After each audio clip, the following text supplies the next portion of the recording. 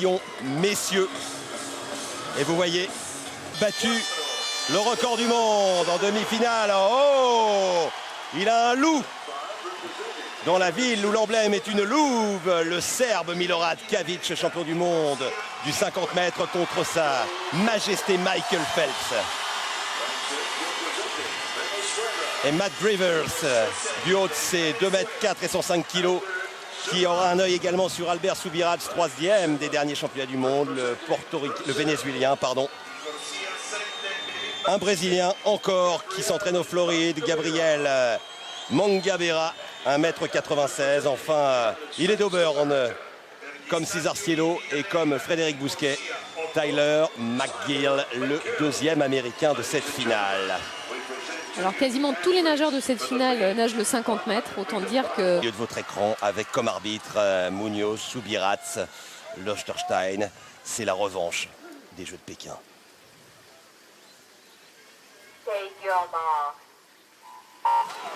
C'est parti pour cette grande finale du 100 mètres papillon avec Michael Phelps qui va tout donner dans le 100 premiers mètres pour ne pas se faire décrocher. Et Čavić qui a déjà pris 30 cm au départ et qui essaye d'augmenter son avantage. Il sait qu'il faut qu'il passe bien devant 75 mètres.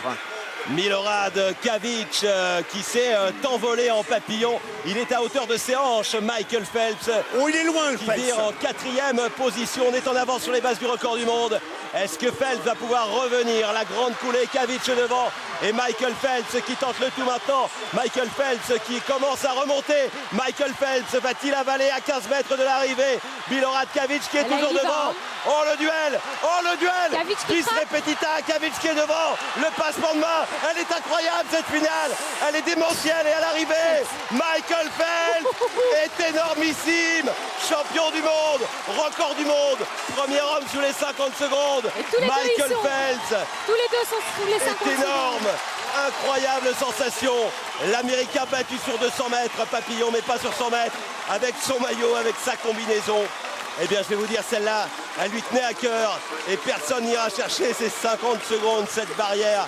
Il méritait cet exploit et une nouvelle fois, Čavić a été en tête, 98 mètres, mais derrière, l'empereur Michael Phelps s'est imposé. Écoutez, il a été extraordinaire parce qu'à la sortie du virage, il avait pratiquement une longueur de retard quand il sort de sa coulée.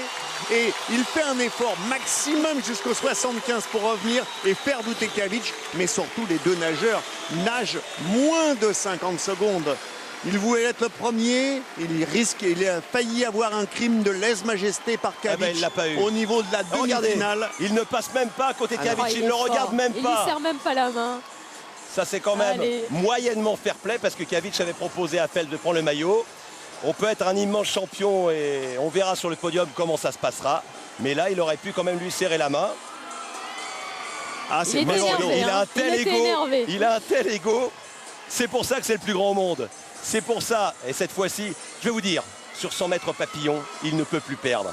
Au jeu de 2004 contre Crocker, il avait gagné de 5 centièmes.